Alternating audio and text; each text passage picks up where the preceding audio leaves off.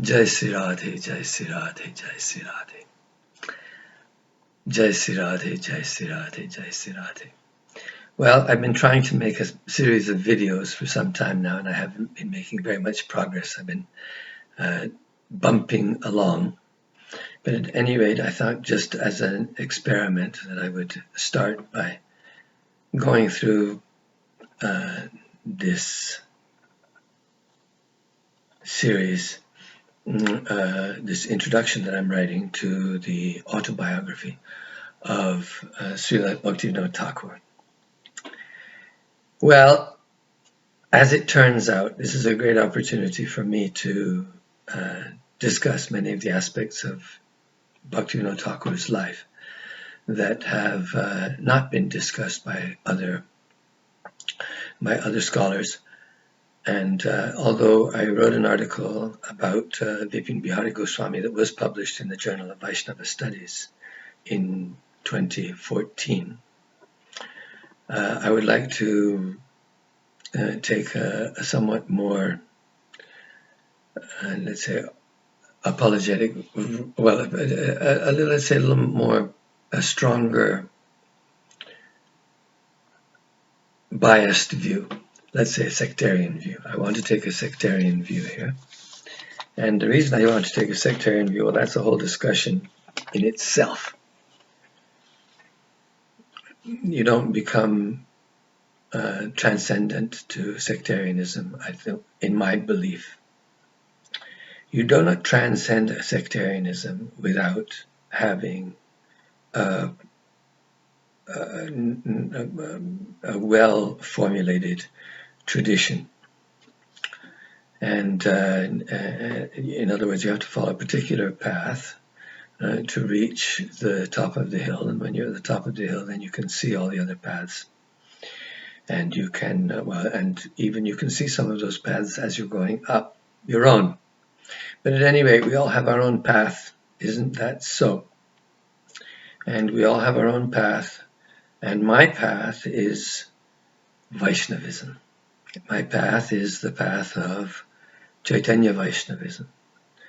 And the first principle of any spiritual path is Guru Tattva. And my life was influenced by a great deal by reflection on Guru Tattva. And although, of course, this particular document is not going to touch on more philosophical issues, I will have to touch somewhat on philosophical issues. But I've done that already in a couple of other articles that have been published about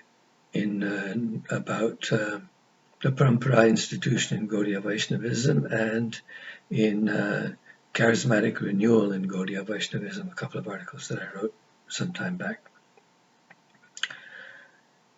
Well, here I am, I'm 69 years old, and I've spent my life more or less in trivial pursuits.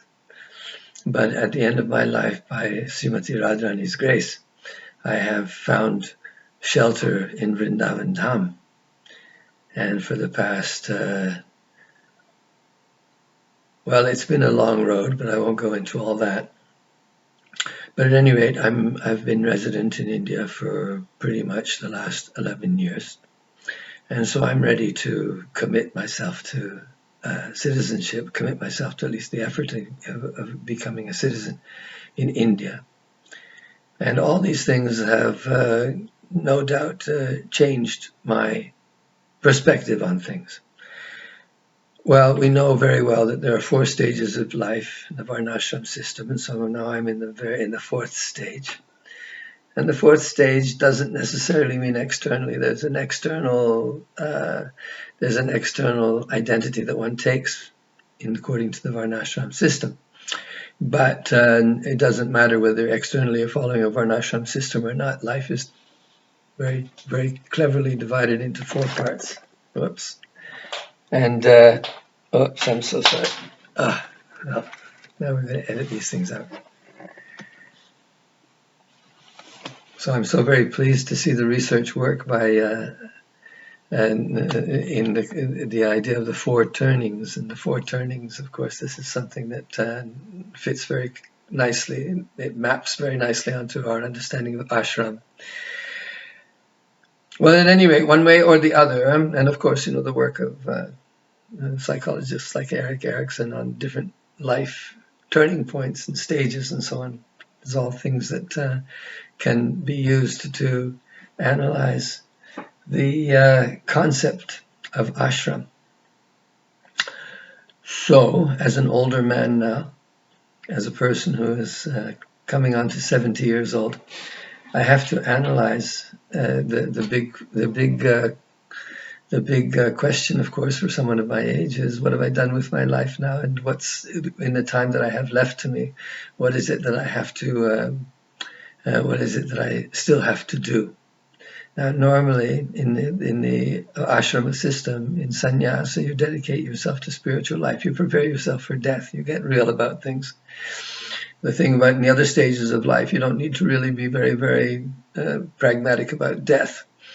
You can live as if the present is eternal. Or, well, there are very different ways, of course, in our Western society. The way that they think about retirement is a little bit something different, generally speaking. But, of course, retirement is what it's all about. And but retirement means retirement, to retire from, to retreat from materialistic pursuits, and to start to examine the inner self, and to examine what life means in terms of the inner pursuit of the self, of the transcendent self, of the absolute bliss, of divine perfection, all these kinds of things that are actually the truly meaningful goals of human life. So, as one passes through the four stages of life, one views the same objects from a different angle of vision. So things like Guru Tattva, for instance. Guru Tattva will look rather different from the position of an older person who, one way or another, simply by virtue of age and wisdom, is thrust into some kind of a position of teacher, whether it's on a small scale or on a larger scale. But this is the age when the leadership of wisdom is expected from you. So when you are, this requires reflection on the function and goal of Guru Tattva, especially as it's particularly been viewed in our tradition, the Gaudiya Vaishnava tradition.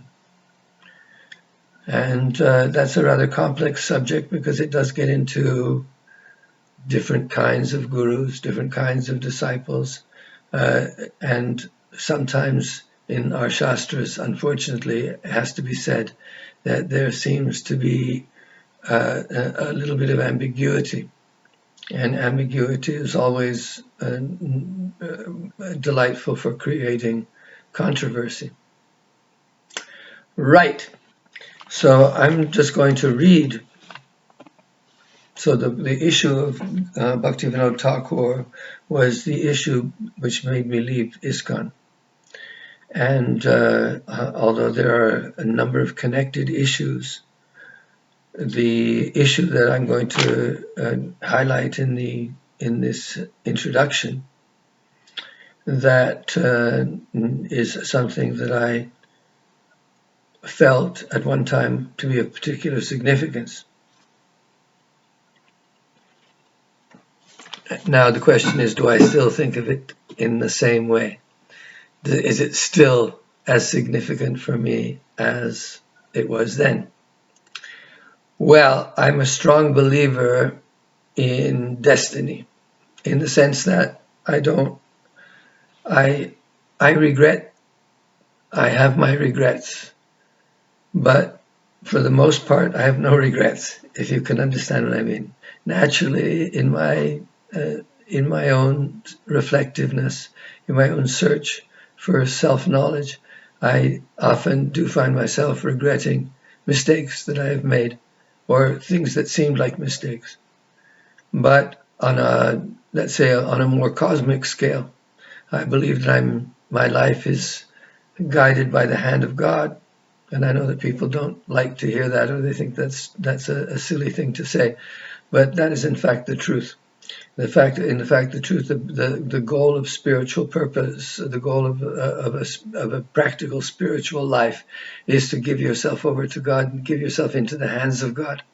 And to give yourself into the hands of God means, in effect, that you have to believe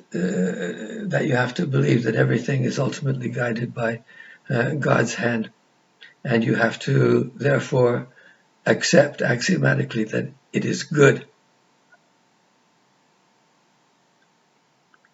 So that means that we make decisions and all those things, feeling that we're particularly competent, or feeling that we're particularly competent to make a particular decision, that we have all the facts and everything like that, but there's always other factors that are involved that are beyond our control, whether for bad or for good, whether it's good karma or bad karma.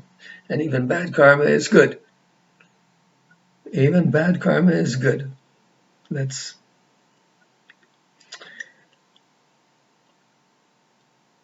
So Guru Tattva, for me, is probably even more important now than it was when I made my decision.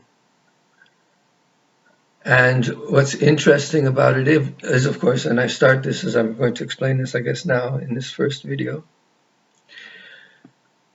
that I was faced, let's say, with a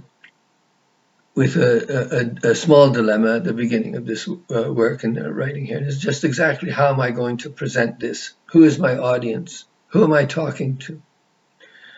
And naturally, right now in the world, the most powerful or the most successful or the most internationally known representatives of Gaudiya Vaishnavism are the people from ISKCON and to a lesser extent from the Gaudiya Math. But there are, other than amongst Indians, let's say, amongst Pravasi Indians, such as those living in Britain and in America, they may have a connection to a Hindi-speaking Bhagavad speaker, and that's a totally different world. So, but let me say this, that now that I look back on my life and I think about the changes that I underwent and the major decisions that I undertook, and this decision of changing gurus, as you call it, of having been an ISKCON member, and let's say, to put it quite openly, to be a member of a cult, to be a member of an institution that is very authoritarian and hierarchical and so on. And this kind of institutional approach to religion. And then what I saw to be the traditional system, let's say. Well, this has been an important area of my study, and I can't say that I fully understand it, but I've spent a greater part of my life trying to reconcile this concept of Guru Tattva and the way that it's presented in the Shastras and the way that it's been presented in my experience and the way that I see it presented historically, which is another dimension of the issue. So to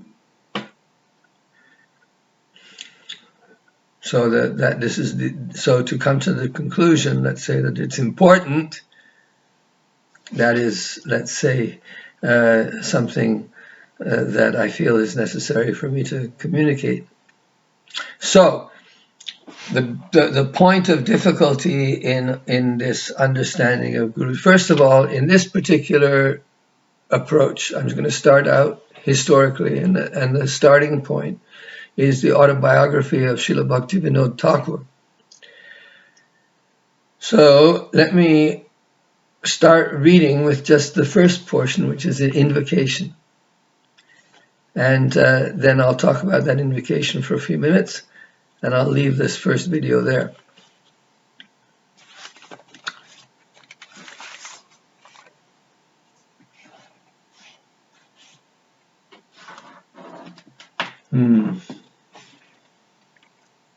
We don't know.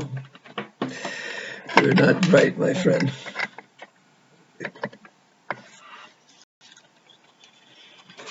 So you'll have to forgive me. I have, as a singer, I was born without talent and without any parampara, and I'm afraid I've never progressed 1 inch beyond that. Nevertheless, I sing the verses. Brajendra Sutta Preyasi Acharana Padma Sevagraho Muhurhi Harinamayo Ratadhyagnati Priyam Tameva Kila Darshakama Madhura Raga Bhaktyadhvano Namami Karunamayam Hilalita Prasadam Prabhum Namami Karunamayam Hilalita Prasadam Prabhum Janaka Guru Samaksam Anugatyeti Daksham Vita Vidita Diksha Labdhavatsalya Shiksha Bhajanagata Manaska Sadhucharyati Tikshna Vigata Jagadapeksha Rakshamang Siddhakaksha